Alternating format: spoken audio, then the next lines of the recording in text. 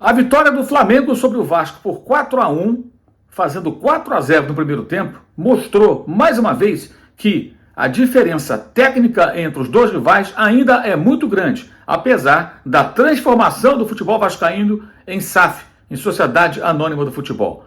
Ainda há muito a percorrer para que o Vasco se aproxime do rival, apesar das promessas feitas no ano passado de que essa disparidade financeira e, consequentemente, técnica não mais ocorreria. Vamos falar sobre isso e sobre o jogo dessa segunda-feira no Maracanã, nesse vídeo que tem o apoio da Outsider Tours. A Outsider Tours traz para você pacotes específicos, por exemplo, para a Libertadores da América. Se você mora fora do Rio de Janeiro e quer assistir a final, você pode entrar em contato com a Outsider e você pode acompanhar a decisão da principal competição do continente. Se porventura seu time não conseguir a classificação, problema algum, você pode ficar com crédito para outra viagem, né, usando o dinheiro que já pagou para uma outra escolha, uma outra opção, seja ela ligada a futebol ou não. Você também pode acompanhar os jogos do Fluminense, do Flamengo na Libertadores, nos pacotes da Outsider Tours. Você pode entrar em contato pelo WhatsApp, também pode entrar em contato pelo site, pelo telefone, você encontra aqui na descrição do vídeo as instruções. E continua sempre detalhadamente ali no site da Outsider a página Prestação de Contas, que explica o que aconteceu, né, e como está a situação daqueles torcedores que não puderam viajar para Guayaquil por uma série de problemas que ocorreram naqueles voos cancelados do ano passado. Então, aqui embaixo você encontra tudo detalhadinho na descrição do vídeo, ok? Muito bem. O jogo do Maracanã mostrou primeiro um erro muito grande de estratégia do Vasco. Esse erro de estratégia do técnico Barbieri começa lá atrás, quando ele foi contratado. No ano passado, à frente do Red Bull Bragantino, o Barbieri não fez um bom trabalho. Já no final de 2021, o trabalho já deixava sinais claros de desgaste. A final da Copa Sul-Americana, na derrota por 1-0 para o Atlético Paranaense em Montevidéu, com aquele gol do Nicão, já mostrou um Red Bull Bragantino em queda, produzindo muito pouco, terminou o jogo chuveirando bola na área, já não estava legal. E no ano passado, 2022, o time não conseguiu brigar pelo título paulista, que era uma ideia de poder brigar pelo menos por ele, ficou pelo caminho. Na Libertadores foi quarto colocado em sua chave, sequer pegou uma vaga na Copa Sul-Americana, foi despachado das competições internacionais, fez um brasileiro muito pálido, não conseguiu voltar para a Libertadores, ou seja, foi uma temporada muito ruim do Red Bull Bragantino. E o Barbieri só não foi demitido no ano passado, sem informação, porque o Red Bull, como é um clube empresa, digamos assim, né, sem pressão de torcida, a torcida não é grande, eles concluíram à época o seguinte: mandar embora, trazer um outro técnico agora, no meio da temporada, não vai adiantar muita coisa, o time não vai alcançar seus objetivos mesmo em 2022. Vamos até o final, termina o contrato, o Barbieri segue seu caminho, nós vamos buscar outro treinador, pegaram lá o Pedro Caixinho português e seguiram em frente sem ele. Ou seja, ele estava em baixa. Aí o Vasco, no seu início de projeto de SAF, contrata o Barbieri. Não conseguia entender naquela época e continuo sem entender. Porque o resultado não é bom. O resultado que eu falo não é desempenho e o que acontece nos placares dos jogos, as duas coisas. No dia 12 de dezembro do ano passado, o Barbieri já estava trabalhando no Vasco, participou da pré-temporada, os jogadores sendo contratados já com sua participação como técnico do time, já sabendo com quem iria contar. Ele foi eliminado pelo ABC na Copa do Brasil precocemente, em São Januário, então ficou fora do mata-mata nacional, não disputa competições sul-americanas, porque estava na segunda divisão no passado, portanto não havia como se classificar para nenhuma delas.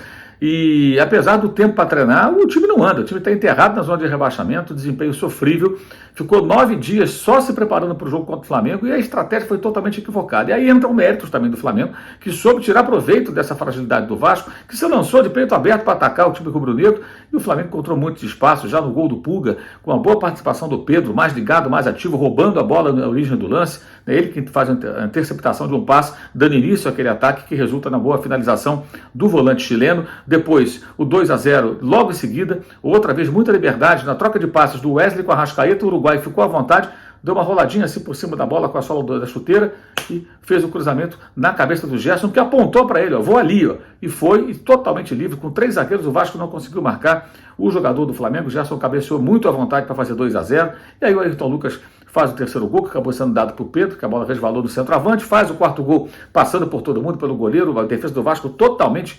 desorganizada, uma vitória construída com facilidade. O Flamengo dosou energias no segundo tempo, houve um pênalti, foi marcado um pênalti que não houve, na verdade, muito mal marcado pela arbitragem, com a intervenção do VAR. O Vasco diminuiu, fez o chamado gol de honra, e não foi pior para o Vasco, o Flamengo tirou o pé no segundo tempo, porque estava muito tranquilo. O Flamengo estava muito seguro ali, 4-0, pensando, quinta-feira tem o Racing, domingo tem o Grêmio, temporada pesada, o time se poupou, não forçou tanto o jogo, diminuiu a sua intensidade e com isso o Vasco não sofreu mais gols. Porque o Vasco estava tão mal e tão fragilizado que se tivesse forçado, o Flamengo provavelmente teria feito o placar ainda mais elástico numa noite histórica para os rubro-negros e terrível para os vascaínos, com muitos protestos até um tanto quanto absurdos, né, em São Januário, com ataques à sede do Vasco. A sede não tem culpa nenhuma e nem ninguém tem que ser atacado, que se proteste de forma pacífica, né, e inteligente contra, evidentemente, as decisões equivocadas que foram tomadas.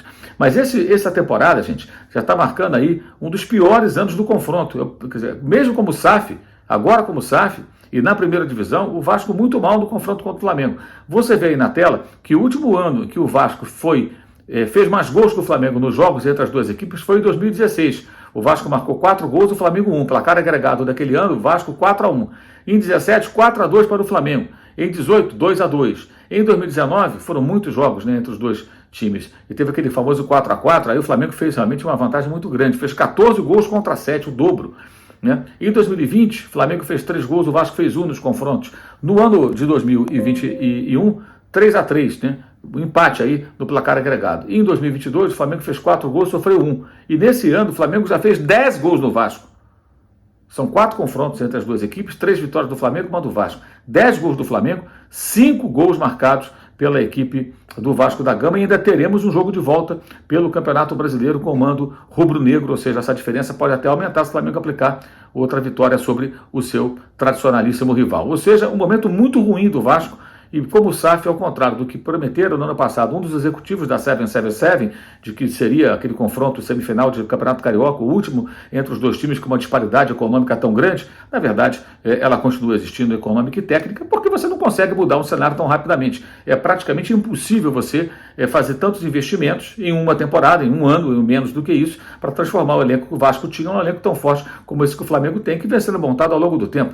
Não por acaso, nessa terça-feira, Everton Ribeiro está completando 6 anos de clube. Então você vê que o Flamengo está contratando esses jogadores que fizeram essa história, estão escrevendo essa história de títulos do clube nas últimas temporadas aí, há muito tempo. Né? Então, chegadas e partidas o tempo todo, jogadores muito caros, jogadores de elevado padrão para o futebol brasileiro, em termos de investimento, inclusive, e o Vasco, evidentemente, não poderia corrigir isso, essa diferença, tirar essa diferença em tão pouco tempo. E isso se vê dentro de campo, apesar das 16 contratações feitas para a temporada vascaína. Um cenário bem difícil para o Vasco. O Flamengo tirou proveito e fez aí esse placar de 4-1 e está 10-5 no agregado de 2023. Esse vídeo tem o patrocínio da Outsider Tours. Você pode acessar os links que estão aqui na descrição do vídeo, entrar em contato com a agência e ver qual o melhor pacote para que você possa acompanhar jogos da Copa Libertadores da América, inclusive a final no Maracanã. E se você que mora fora do Rio, fique ligado e veja qual é o cenário mais interessante para você. Lembrando também que nós temos aqui na descrição do vídeo os links para o nosso canal de cortes, para o clube de membros, para o blog do Mauro César no Esporte, para o curso online de jornalismo esportivo e também para o Uso 360 com os produtos do canal. É isso, valeu, saudações!